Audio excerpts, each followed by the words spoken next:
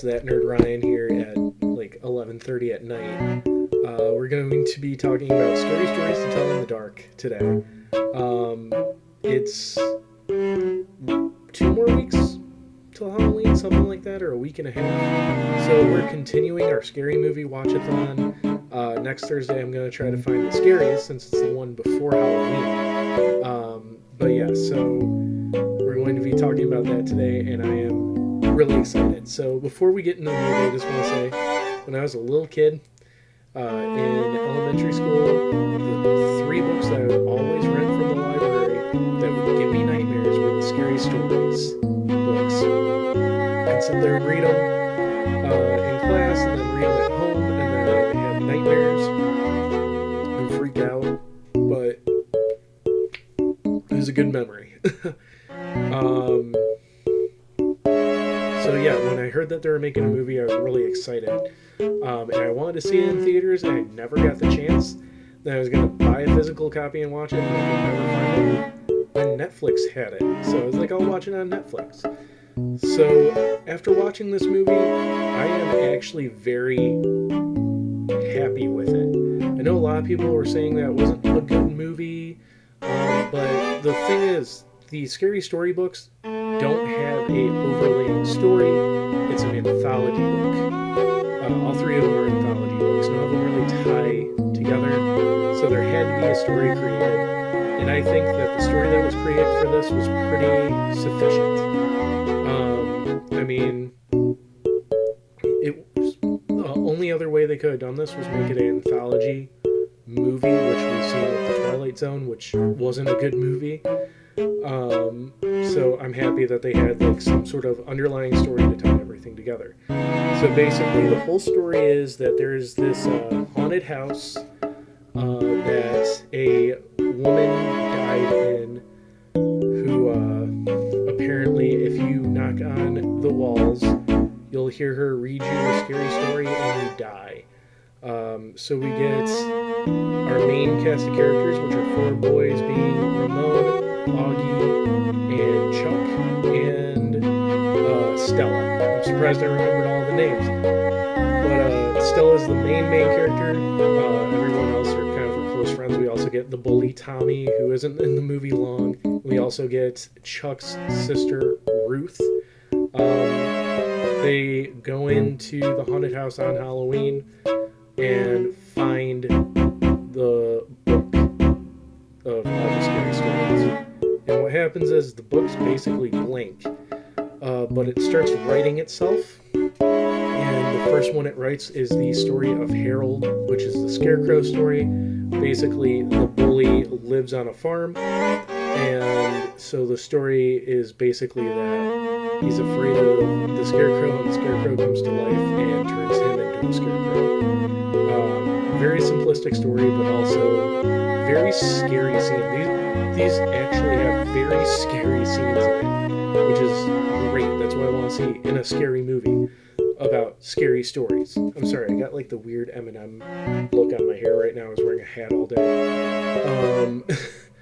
But anyways, and then after that, the city tries to start looking for Tommy, who's the bully.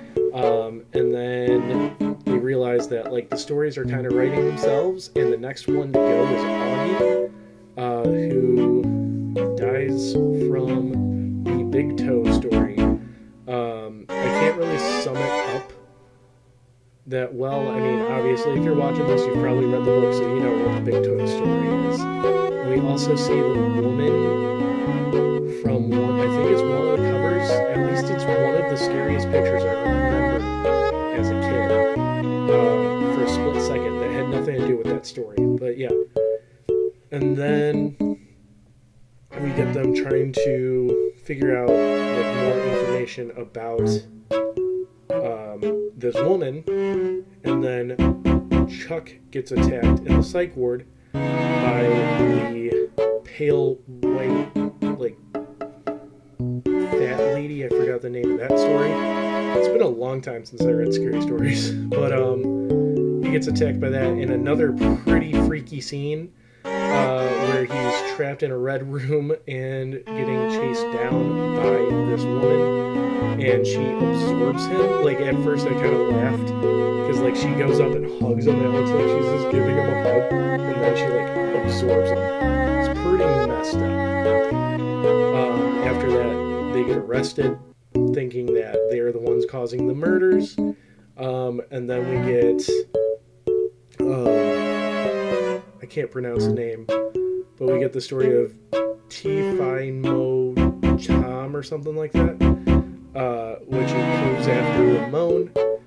Luckily, Ramon survives at the end. We also get Stella getting trapped in the woman's scenario, where she finally breaks the curse.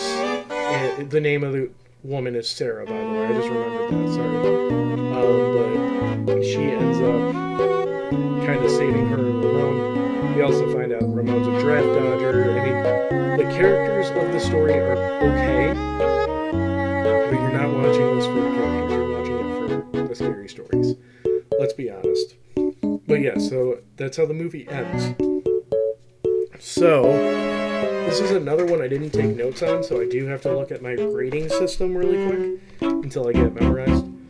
So for cinematography, I give this movie, honestly, a 10 out of 10. It had great, like, cinematography and great, like, intense scenes, especially for a PG-13 movie. This was a hard PG-13 movie, for sure. The script, I give the script about... I'm mad at myself. I skipped Ruth's scene. So Ruth gets the spider bite story, which was the scariest scene for me since I'm deathly afraid of spiders.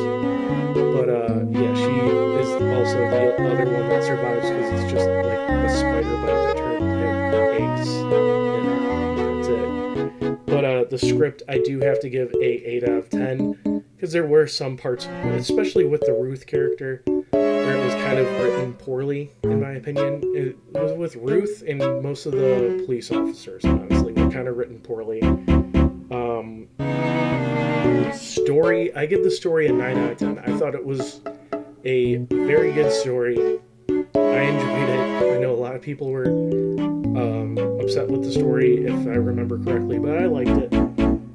Characters, I'm going to give